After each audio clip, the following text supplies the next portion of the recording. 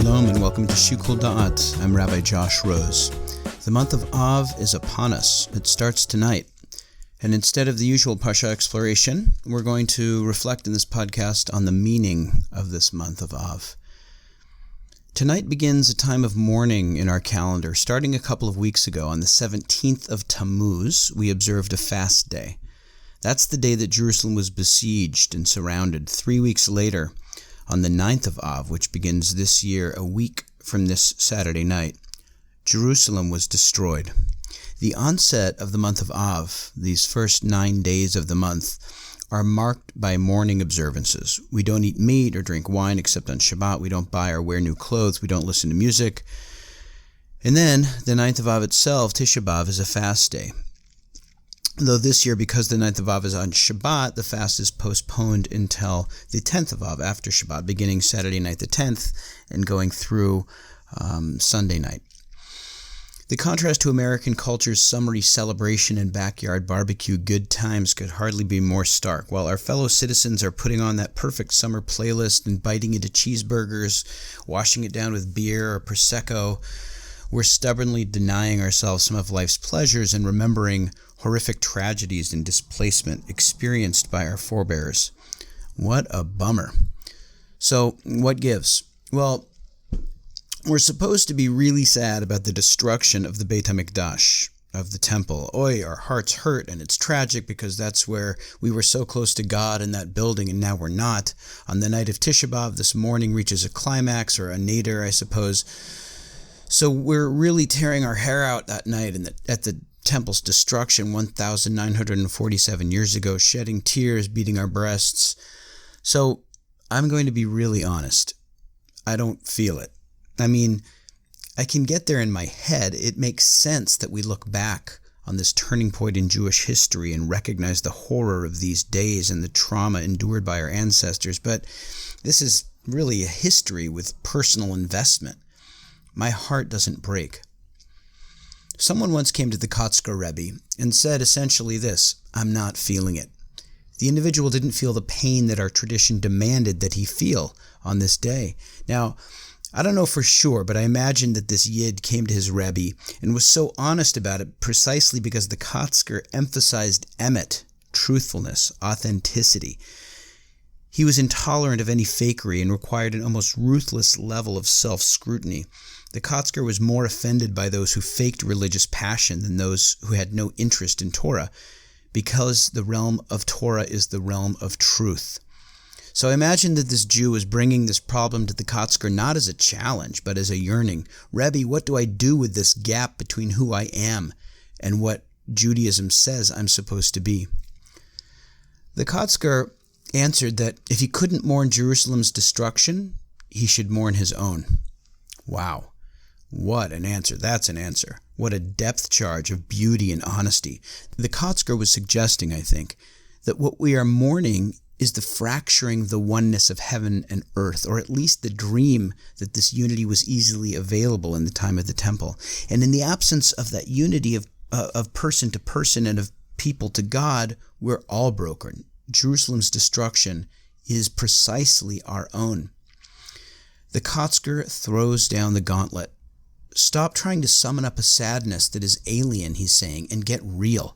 Your destruction. Look at your hurt, your jealousy, your vanity, your insecurity. Examine your marriage. Why are you unkind to your loved one? Where did your love go? What's up with all that passive aggressiveness? Look at your friendships. Why are you talking about golf and politics and sports instead of being real and talking about your hopes and your dreams? Why don't you spend more time opening your heart and cultivating your mind? Why are you satisfied with so little? Why do you need so much to be happy? Why are you chasing things that don't matter or merely dreaming of things that do?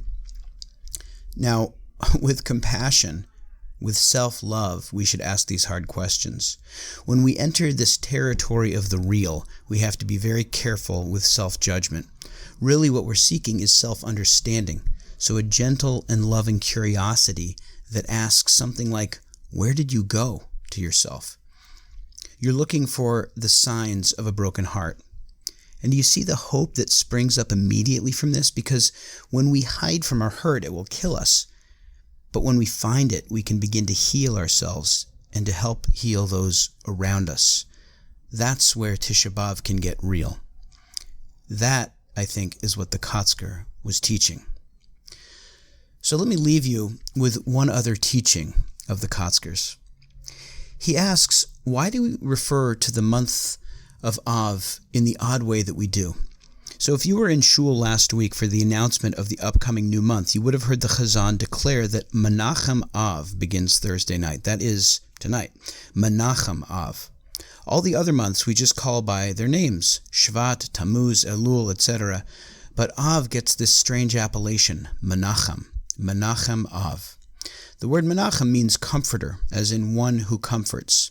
So we call this month of pain and hurt and mourning one who comforts, or perhaps we're invoking the help of God, of the one who comforts.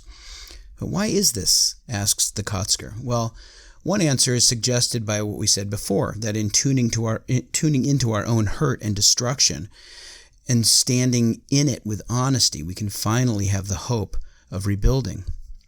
But the Kotzker gives a wild, ingenious, and inspiring answer, which I'll share in a moment. But first, you have to know two things. One is that in this teaching, he's probably building on the insight of his teacher, Simcha Bunim of Pesucha, who said that with the destruction of the temple, all things were ruined, except the Torah. The second thing to know is that Echa, the book of Lamentations, which we will read on Tisha B'Av, repeats an alphabetic acrostic in its first 4 chapters. The first verse begins with Aleph, the second with Bet, etc. So the Kotzker answers the question, why do we call this month Menachem Av, by saying that even though we've lost almost everything, we still have the Aleph Bet. We've lost the temple and the unity that represented. We lost our togetherness in the land of Israel, and now we live in exile. We've lost so much of our dreams, our hopes, and aspirations that as individuals and as a people, it doesn't seem that we're even seeking the right things. We don't even know what to seek. And we even lost our knowledge of our holy texts, which could guide us back to a whole spiritually balanced life and inspire us to repair ourselves and our world. But we still have the Aleph Bet. There it is, right in the book of Echa, of Lamentations, laid out for us. And we can learn it. And if we can learn it, we can learn to combine those letters into words. And from there we can learn all of the permutations of these letters in their mystical combination.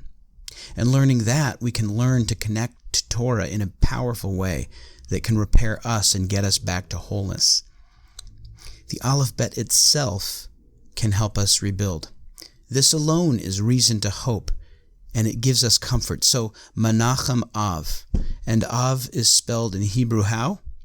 Aleph Bet. Menachem Aleph Bet.